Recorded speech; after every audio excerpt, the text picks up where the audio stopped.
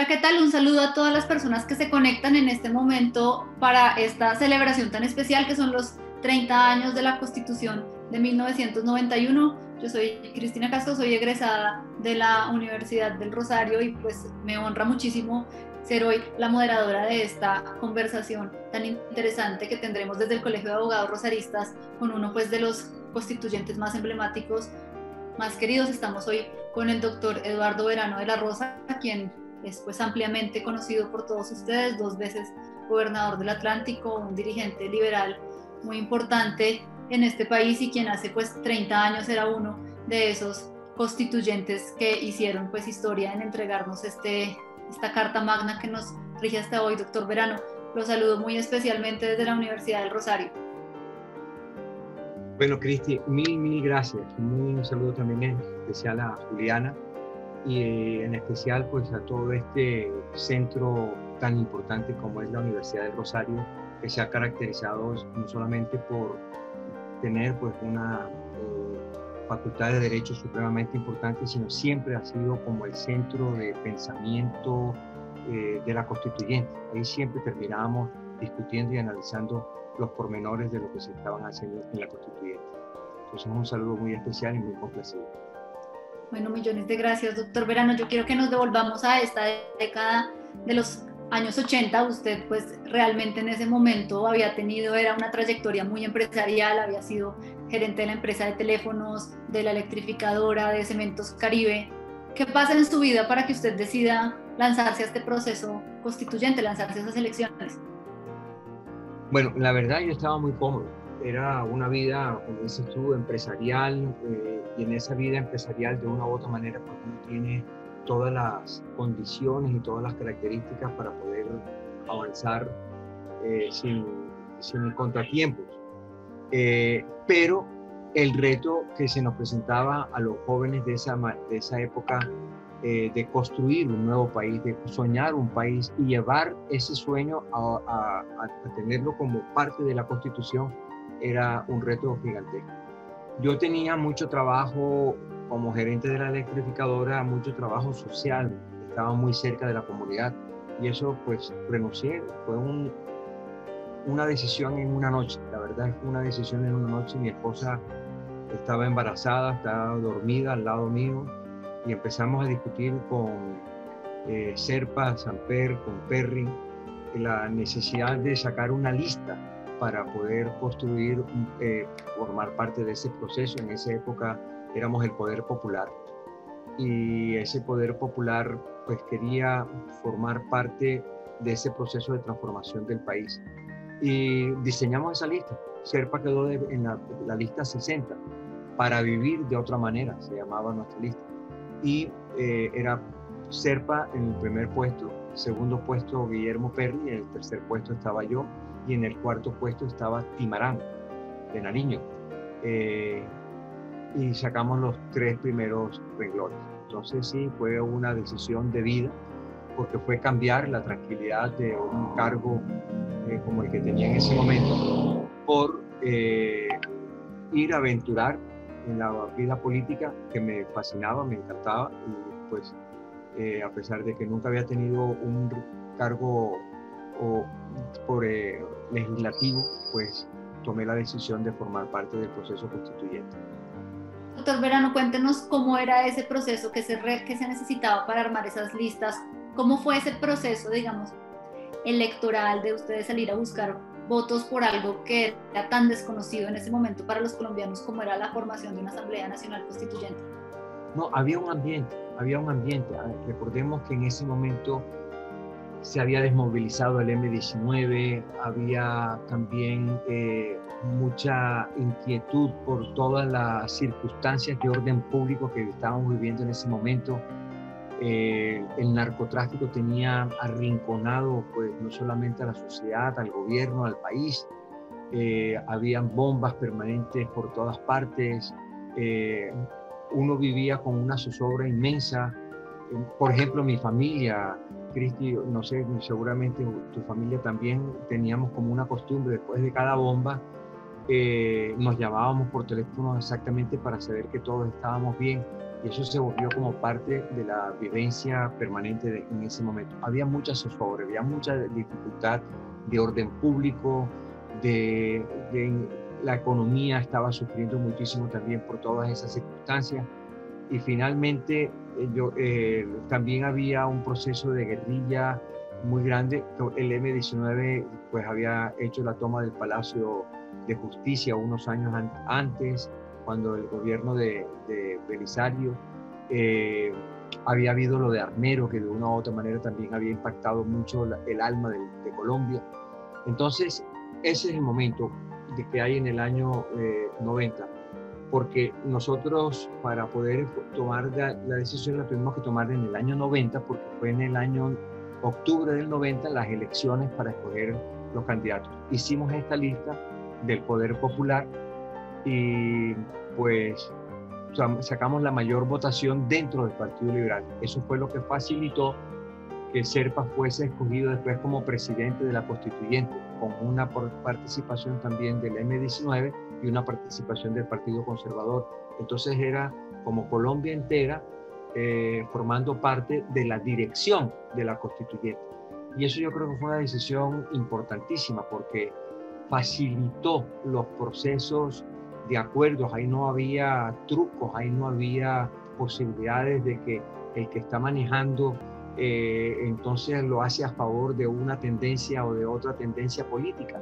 El hecho de que coordinamos, de que la dirección de la Constituyente se hacía tripartita y que formaban partes iguales, o sea, con la misma capacidad de manejo, el Partido Liberal, el Partido Conservador y el M-19, en ese momento representábamos la gran mayoría del pensamiento político del país. Y eso yo creo que le dio una fortaleza muy importante en el proceso de manejo interno de la Constituyente. Doctor Verano, digamos que es pues por todos conocidos por esa foto tan emblemática de la firma de la Constituyente, de estas tres partes o de estas tres visiones de país que se unen en ese momento para debatir esta nueva Constitución. Sin embargo, a mí me gustaría que usted de pronto nos contara más sobre cómo se estaba viviendo ese proceso en el Partido Liberal. Recordemos pues que ustedes eran pues digamos que los opcionados y luego fueron los ganadores del poder presidencial, y obviamente pues el asesinato de Luis Carlos Galán irrumpió de una manera muy dura, me imagino, en el partido y en el país, y pues impactó muchísimo en lo que finalmente pues terminó siendo este movimiento que lleva a la nueva Constitución. ¿Cómo vive el liberalismo ese magnicidio en ese momento? Recordemos que Luis Carlos Galán había surgido como una figura política emblemática, joven, representativa de un proceso de transformación al propio interior del Partido Liberal. Él, que tenía su propio partido, el Nuevo Liberalismo, se viene al Partido Liberal y hace un proceso de acercamiento y era nítidamente el candidato del partido. El partido, con su asesinato, que forma parte de todo este proceso caótico de los años 89-90, sale la candidatura de Gaviria, promovida precisamente por Juan Manuel, el hijo del doctor Luis Carlos Galán, en el propio cementerio, y eso pues le da mucha fuerza era el Partido Liberal. En ese momento el director del Partido Liberal es Alfonso López Miquelsen. Entonces se forma como una especie de permanente reunión, contacto y construcción al interior del Partido Liberal. Siempre estaba presente Alfonso López Miquelsen como director del partido, el presidente de la República, César Gaviria, que sin ninguna duda lideró de una manera especial todo este proceso que nos lleva a la Constituyente, convoca a la Constituyente, que se había convocado desde el gobierno de Barco al finalizar el proceso Barco, y lo saca adelante el presidente Gaviria. Y Serpa, pues que queda presidente de la Constituyente. Entonces, ellos fueron muy generosos también de muchas reuniones se hacían en la presidencia o se hacían en casas, pero o en el hotel básicamente, que fue el sitio emblemático donde se reunió la constituyente, que fue en el Hotel Tequendama, donde también había muchas reuniones. Permanentemente, constantemente, casi que tema por tema se analizaba, se discutía, se veía exactamente qué se debía proponer, cómo debíamos participar en la nueva organización del Estado, porque estábamos construyendo un país. Y obviamente de ahí salíamos todos ordenados, mentalmente ordenados, desde el punto de vista académico, intelectual, salíamos a hacer los acuerdos, los pactos con las otras, pues con los otros partidos políticos que formaban parte de este proceso constituyente, que eran el Partido Conservador, pero el Partido Conservador estaba dividido. Había un Partido Conservador oficialista que lideraba Pastrana, y estaba Álvaro Gómez, que tenía también su propio partido. Y en ese momento, pues, la unión de todo eso le daba la gran fuerza. Habían también los partidos indígenas, habían también, obviamente, pues, el M19, y eso nos hizo que hacíamos muchas reuniones también de coordinación, de tratar de discutir muchísimo previamente antes de llegar a los procesos en la misma constituyente. Después, en la misma ya constituyente, la dinámica interna que fluye en la constituyente fue muy rica, porque eran reuniones de 8 horas permanentemente, trabajábamos permanentemente. Eso no había límites de tiempo, porque estábamos muy conscientes de que únicamente teníamos 5 meses para sacar adelante el producto de Constitución Política de Colombia. Doctor Verano, esta pues también es una oportunidad, estos 30 años de la Constitución, para hacerle un homenaje a ese rol que cumplió Horacio Serpa, quien pues desafortunadamente por cuenta de su enfermedad no puede estar en esta celebración. A mí me gustaría que usted nos contara desde su perspectiva pues más personal, de quien lo acompañó en esa lista, cómo fue el liderazgo de él para que finalmente pues se lograra todo lo que se logró. Mucha claridad conceptual, o sea, él era una persona muy estudiosa, leía muchísimo, intercambiábamos muchos documentos, estábamos muy al tanto de lo que estaba pasando, por ejemplo, en España. Nos dimos a la tarea de estudiar muchísimo Alemania, Italia, Francia, Estados Unidos, obviamente, como un modelo federalista que también nos parecía supremamente interesante, pero él era también como un intérprete del sentimiento popular, porque pues él había sido también pues senador, había estado de alcalde de Barranca Bermeja, había tenido pues una carrera, él sí había tenido una carrera legislativa, y eso pues lo hizo tener mucho contacto con el alma del pueblo, y eso era lo que él traía. Y tenía una facilidad de expresión muy grande, es reconocida por su capacidad oratoria, pero era también una capacidad de negociación constante y permanente, pues era una actitud mental de tener como base de todo el proceso de lo que estábamos armando una constitución de un país, o sea, nada más ni nada menos, estábamos armando la constitución de un país, o sea, los estatutos, la columna central de la organización del país. Eso requería de mucho tacto y de mucha capacidad de negociación con toda la fuerza para tratar de sacar en corto tiempo una nueva constitución.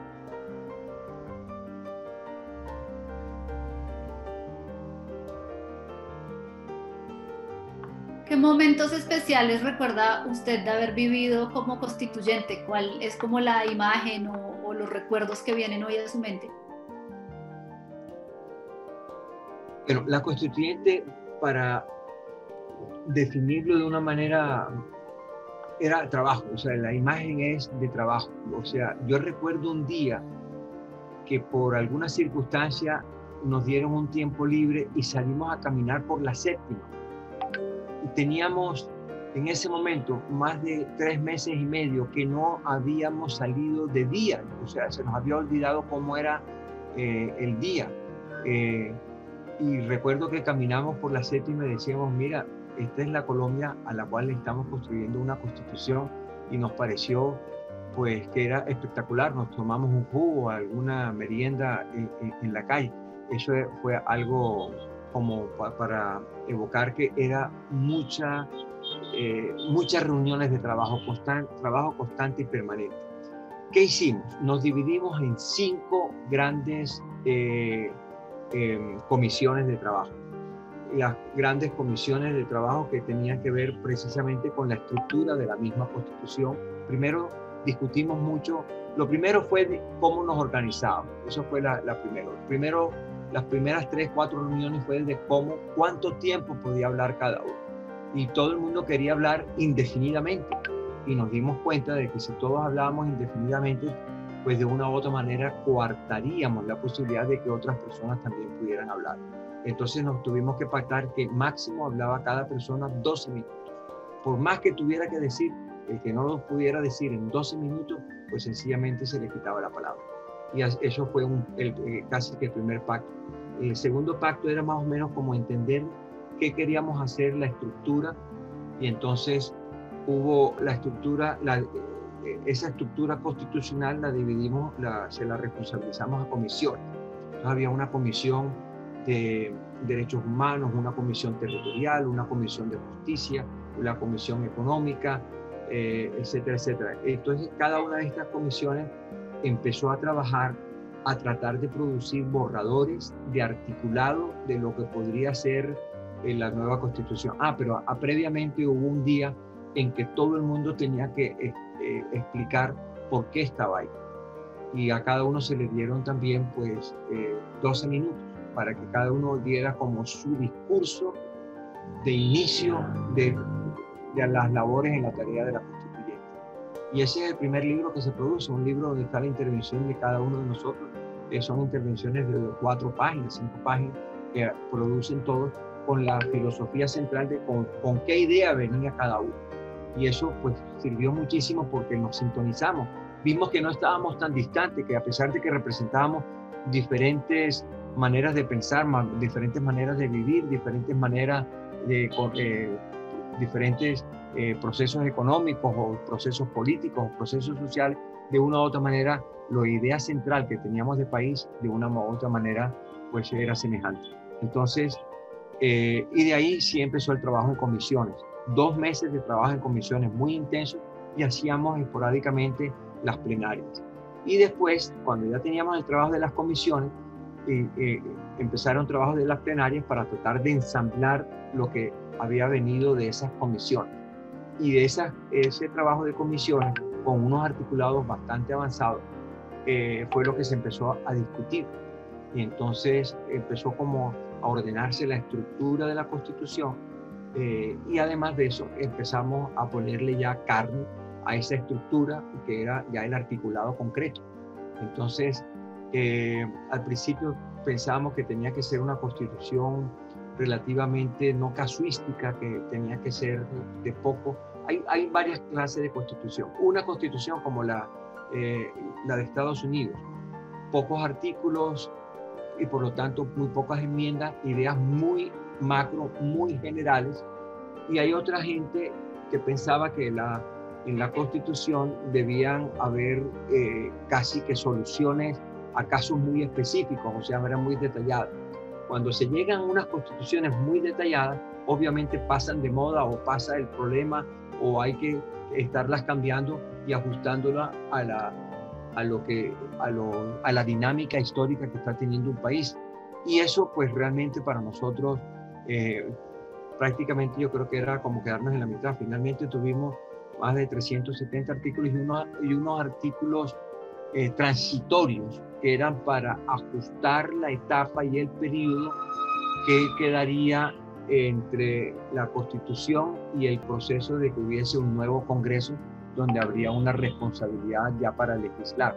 Entonces tuvimos que armar, por ejemplo, como parte de esa solución transitoria, lo que se llamó el Congresito, que era un congreso de 30 personas escogidas dentro de la misma constituyente, que durante 8 meses tuvieron la responsabilidad de legislar muy específicamente, por ejemplo, el presupuesto del siguiente año, el Código de Procedimiento Penal, unas responsabilidades muy claras y concretas. Entonces, todo ese proceso fue el que se diseñó y se avanzó de una manera ordenada. Yo creo que ya después, cuando llegamos a las plenarias, que ya estábamos en plenarias permanentemente, eso era todo el día, porque era artículo por artículo, título por título, capítulo por capítulo, artículo por artículo, tratando de que no hubiese pues repeticiones, de que no hubiese contradicciones, de que hubiese orden, y en eso pues obviamente todos participamos de una manera muy dinámica. La dinámica fue, nos volvimos muy amigos, o sea, independiente de que podíamos haber tenido anteriormente una diferencia ideológica, terminamos siendo pues como hermanos. Estábamos ahí casi 10, 12 horas todos los días en el mismo sitio, intercambiando opiniones, promoviendo artículos, porque a pesar de, por ejemplo, yo estaba en la comisión segunda, pero yo iba mucho a la comisión quinta, era donde se estaba discutiendo la parte económica, porque de una u otra manera todo lo territorial tenía que ver con lo económico. Entonces hicimos como un hilo conductor de ambas comisiones. Y el trabajo de la plenaria, que era muy riguroso, muy metódico, de mucho respeto, ¿sabes? Porque es que tratar de escribir entre todos un artículo, por eso es que muchas veces hay algunos artículos que algunos analistas dicen, pero no tiene elegancia juris, que llamaban ellos, o sea, la elegancia jurisprudencial, o sea, sí, debe quedar mejor escrito para que tenga, para que sea mejor su lectura y en su mejor comprensión. Pero es que muchos artículos, Cristi, se discutieron palabra a palabra, o sea, el procedimiento para aprobar un artículo no es que se pone a consideración un artículo, se lee el artículo y se vota, no, así no era. Entonces, por ejemplo, yo levantaba la mano y decía, yo quiero hacerle una adición a este artículo, que en vez de la palabra tal, sea la palabra tal, o que en vez de esta frase dentro de este artículo, sea esta otra frase. Y entonces la votación se hacía casi que palabra a palabra, frase por frase, hasta armar el artículo. Eso era eterno, eso era realmente una dinámica. Y después, cuando ya teníamos el artículo, pues lo leíamos y nos dábamos cuenta pues que tenía, por decir algo, dificultad de comprensión o de lectura. Entonces teníamos que retomar el artículo. Es una dinámica que demandaba mucha atención constante, permanente, y realmente pues agotador, sí, pero muy satisfactorio. La satisfacción que uno siente es enorme, y yo creo que los días finales fueron muy emotivos precisamente por eso, porque nos dábamos cuenta que estábamos ya al final de un proceso en el que habíamos entregado todo el esfuerzo para construir un país nuevo. Doctor Verano, de esas discusiones pues tan largas, tan profundas que ustedes tuvieron, ¿qué puntos concretos usted recuerda que generaron una enorme tensión o que generaron un choque muy grande de opiniones? Cristi, todo. Es que cuando tú estás ahí, ya tú tienes un concepto de país en la cabeza y las otras personas tienen otro concepto de país. Interactuar y todo tiene que armonizar. O sea, tú no puedes decir que vamos a tener unos derechos como nosotros somos, yo creo que la carta con mayor número de derechos, porque en ese momento pues había todo, pues el derecho internacional humanitario estaba en plena efervescencia y calor, y queríamos tener una carta que respetara, que tuviese mucha claridad en materia de derechos. Y yo creo que hoy por hoy somos de las constituciones a nivel mundial con el mayor número de derechos constitucionalizados. O sea, que no es simplemente respetamos los derechos, no, se le da pues se ordenan y se refieren al detalle cuáles son los derechos: el derecho a la vida, el derecho a ser juzgado a través de un sistema de justicia adecuado, en fin, todos esos derechos a los cuales tuvimos, yo creo que fueron una tarea gigantesca. Pero las discusiones también, por ejemplo, el ordenamiento territorial, habían diferentes visiones. el propio gobierno tenía una diferente visión. Entonces, negociar eso, por ejemplo, nosotros no quedamos tan contentos con lo que quedó en materia de ordenamiento territorial, pero no tuvimos votos para más. Si hubiéramos pretendido, por ejemplo, en el caso nuestro, de sacar adelante el tema de autonomía regional, el tema de creación de las regiones, como lo que hemos estado luchando durante tanto tiempo, nos hubiésemos quedado con 34, 35 votos. Y ahí la idea que no tuviese 37 votos, la mitad más uno, éramos 72 constituyentes, la mitad 36 más uno 37, el que no tenía 37 votos en un artículo, ese artículo sencillamente no pasaba. Y el secretario tenía un folder que nosotros le decíamos el zoológico, porque ahí habían orangutanes, micos, culebras, eran una cantidad de artículos que no tuvieron 37 votos. Y eso es casi que otra constitución. Entonces, si tú te querías sacar adelante un articulado, como por ejemplo en el caso específico nuestro, tú tenías que pactar. En el caso nuestro, por ejemplo, nos tocó pactar, la bancada del Caribe pactó con la bancada del Valle del Cauca el texto como quedó el ordenamiento territorial de autonomías regionales. Ese tema, pues que ahora estamos tratando de sacar todavía adelante, se hubiese quedado si nosotros no tenemos los 12 votos de los vallecaucanos, más los 12 votos de la región Caribe, más otros votos que fuimos conquistando, negociando. Nos sacamos 37 votos estrictos. Si no hubiésemos hecho todo ese trabajo de filigrana y de haber acordado los artículos con las limitaciones que tienen en este momento, sencillamente no hubiésemos sacado adelante el tema, por ejemplo, el tema regional, como también así se murieron muchos otros temas que no conquistaron los 37 votos. Doctor Verano, en esa situación pues tan adversa que se vivía por cuenta del narcotráfico, ¿cuál era como esa tensión que se desarrolló pues frente a la discusión de la extradición, que pues había un debate que había costado tantas vidas en este país? Estábamos conscientes, por ejemplo, nosotros teníamos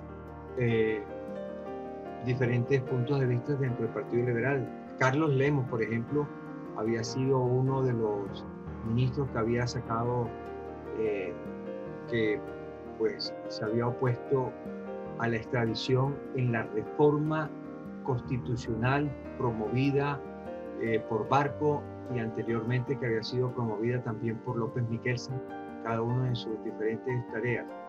Y recordemos pues que había posiciones muy diferentes en materia de la extradición. Finalmente se aprueba la extradición porque era como una manera de darle pues una tranquilidad al país, era como parte del proceso en el cual estábamos totalmente pues con una ruptura muy grande que afectaba notablemente el orden público de nuestro país. Entonces se pensó que se votó, pues sencillamente se votó y ganó la no extradición. Eso facilitó la entrega de Escobar y finalmente fue el inicio del proceso y la etapa final del tema de Pablo Escobar. Yo creo que, pero si eso estuvo bien o estuvo mal, yo creo que lo juzgará muy bien la historia, pero yo creo que esa fue como la mejor decisión que se tomó en ese momento de dificultad viva y latente. ¿Qué tan presente estaba Pablo Escobar en ese momento en las discusiones de la Asamblea Nacional Constituyente? ¿Era un miedo entre ustedes que cosas que pudieran decidir, él pudiera atacarlos como pues había ya atacado a tantas personas?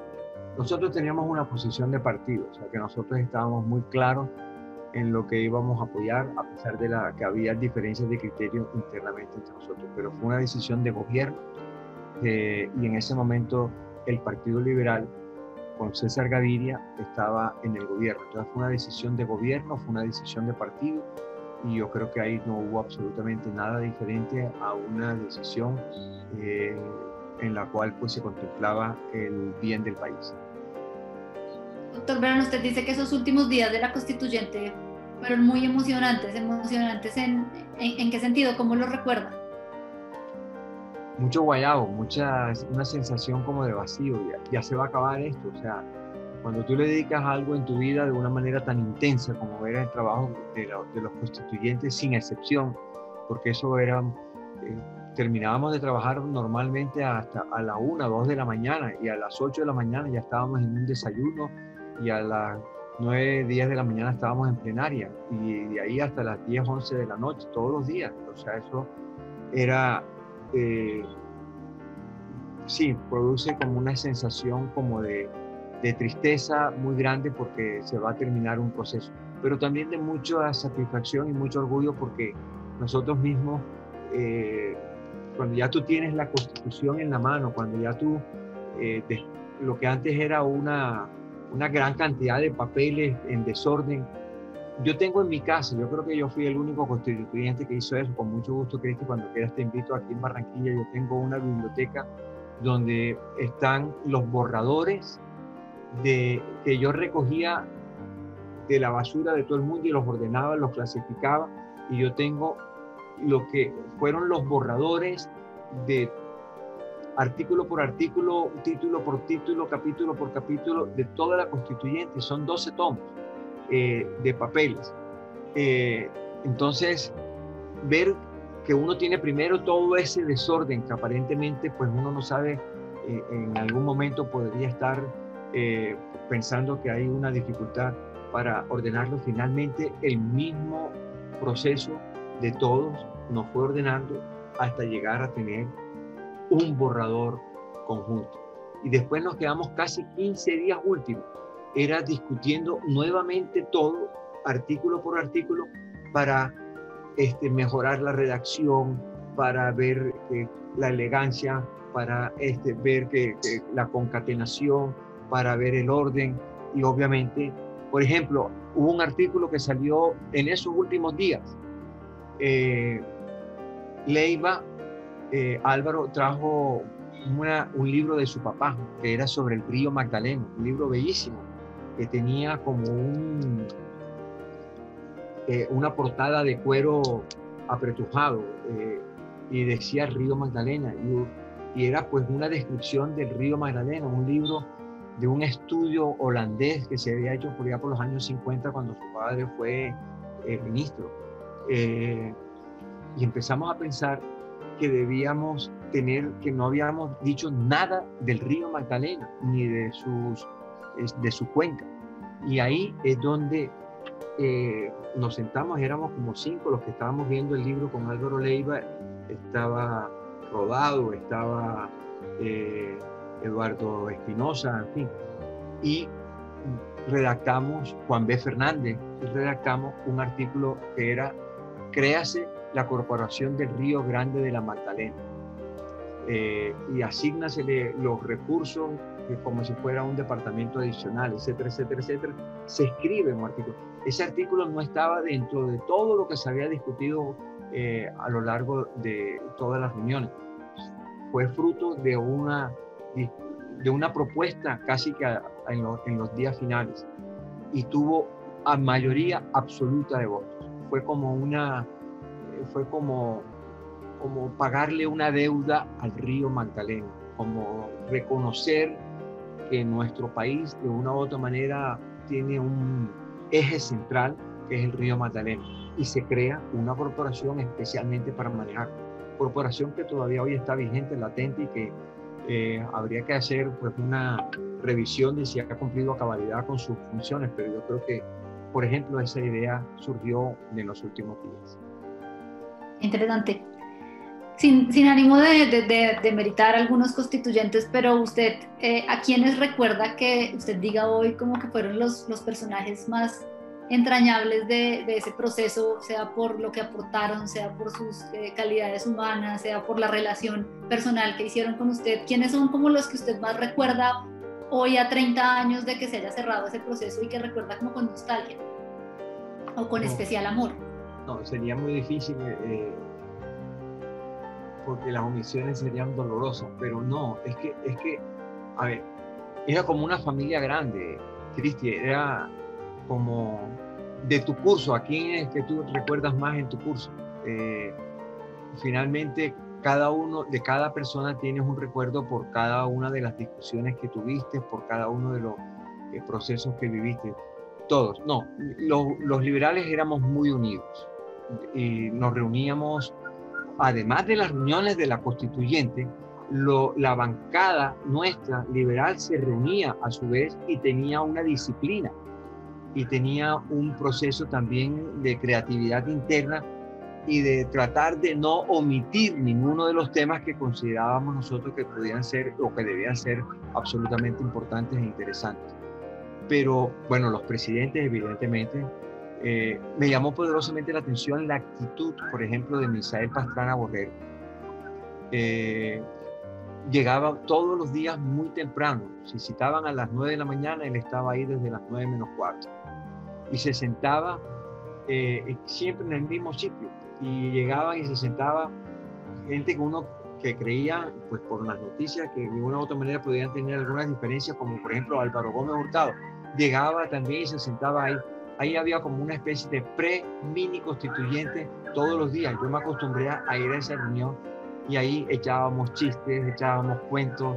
Era como un momento de interactuar. Entonces, me llamaba la atención una persona tan importante como Misael Pastrana, que era presidente, o el mismo Álvaro Gómez, que tenía, pues, había sido candidato presidencial varias veces. Ahí, normal, sin ningún nada diferente, pues a querer compartir con el resto de sus compañeros de una manera especial. Entonces, para mí, esa fue una experiencia muy interesante.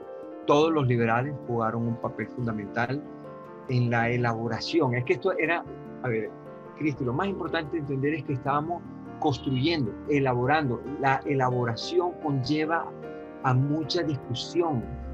Tu cabeza está todos los días en varios temas y tú estás tratando de influir en varios temas. Eso te obliga a estar interactuando con muchos compañeros. Tú tenías que, si no tenías al M19, pues miércoles, no tenías los votos necesarios para sacar adelante una idea. Entonces, casi que tenías que ir constituyente por constituyente a convencerlos, a ver qué estaban pensando. A su vez, cada uno de ellos, a su vez, estaba pensando en sacar adelante alguna idea concreta con respecto al tema que estaban manejando.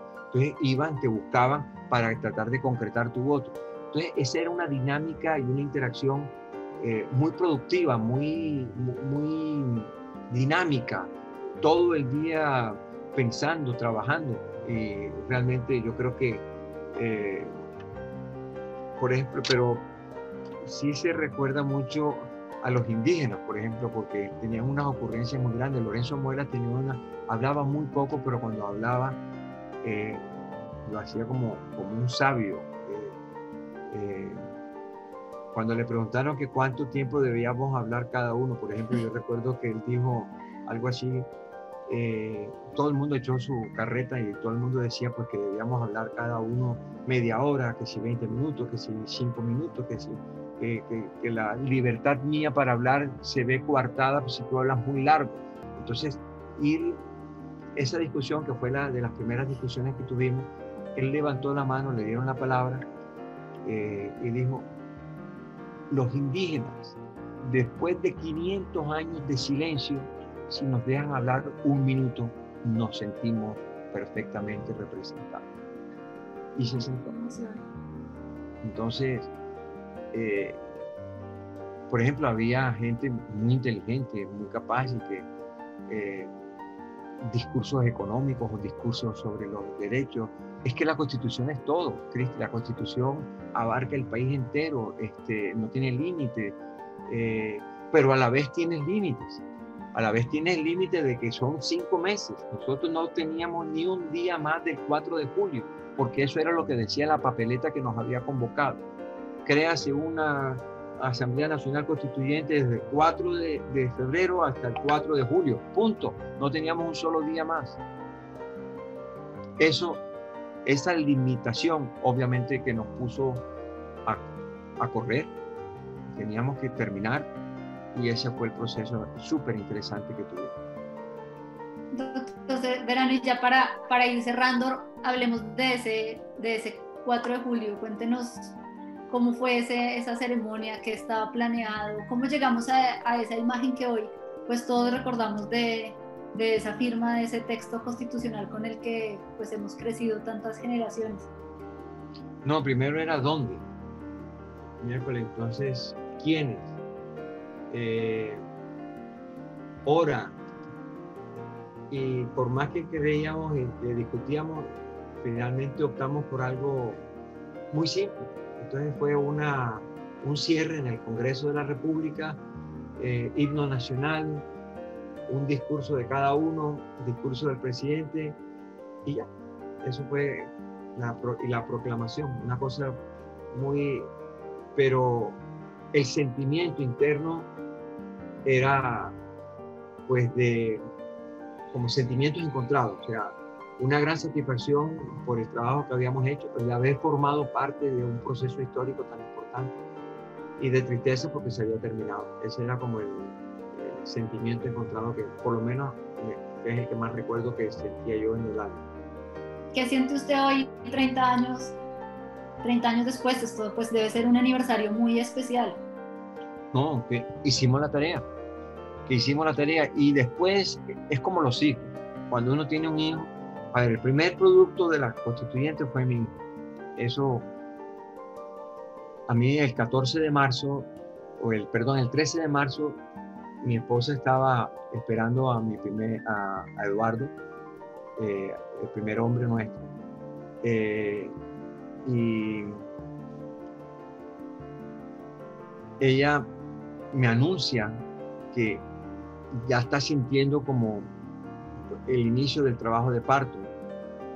Y yo estaba en Bogotá, cogí el avión al día siguiente, y cuando yo llegué, pues ya había nacido. Pero cuando voy a la presidencia a pedir permiso de que me voy a retirar porque me voy para el aeropuerto para ir, que ya van a ser mi hijo, entonces Serpa paró la reunión, estábamos en plenaria, y dijo: quiero anunciar que ya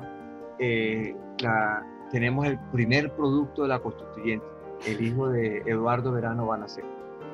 Entonces todo el mundo aplaudió, pero eran cosas como muy humanas que también tenía pues todo proceso constituyente, que también tiene cuestiones muy... Era una familia, era como andar todos juntos y todos después muy pendientes de mi hijo. Entonces ese último día fue precisamente muy especial porque por más que queríamos ponerle arandela, no era posible, era sencillo. Y la misma presidencia de la República también quería algo muy sencillo. Creo que ese día no hubo sino una copa de vino y más nada. O sea, no hubo absolutamente nada diferente a la ceremonia, que duró un poco, la proclamación de la Constitución, y ya. Esa fue. Y hoy hay una gran satisfacción porque yo creo que hemos cumplido. Y obviamente después ha venido todas las discusiones que hay sobre las reformas de la Constitución. Y por más que reformas que haya, de todas maneras hay una columna vertebral que es la Constitución del año 91, que yo creo que ojalá pueda continuar prestando su función y que se cumpla. Es que lo más importante, mucha de la gente que proclama la importancia y la necesidad de una nueva Constitución que es necesaria, muchas de las cosas por las cuales se cree que se debería avanzar en un nuevo proceso constituyente es porque no se cumple lo que está escrito. Entonces lo que hay que tratar es de que se cumpla lo que está escrito. Y obviamente algunas cosas que podrían mejorarse, se podrían hacer las enmiendas, o no sé. Yo creo que eso es una discusión importante, interesante, pero no sé si el momento de convocar un proceso constituyente sea al final de un gobierno. Creo que lo importante del proceso constituyente es pues que se convoque al inicio de un gobierno para que pueda tener todo el tiempo para madurar, para convocar, para unir, para a avanzar en los procesos de acuerdos que son necesarios para lograr un proceso constituyente, y después lo que viene cuando ya tienes el producto de la Constitución, todo el trabajo de implementar lo que se requiere implementar para para que entre en vigencia la Constitución. Es muy importante que sea un gobierno que tenga el tiempo suficiente para poderlo lograr. Doctor Verano, millones de gracias por esta charla tan llena de recuerdos, tan llena de reflexiones que a hoy, pues 30 años después de que se firma la Constitución, son tan valiosas para Colombia. Millones de gracias por habernos acompañado en este espacio del Colegio de Abogados Rosaristas con tanta generosidad. Mil gracias a ustedes, Cristina. Les agradezco mucho esta oportunidad de compartir, y especialmente con el Colegio de Abogados de la Universidad del Rosario, que, como lo dije al principio, siempre estuvieron en el centro de la discusión.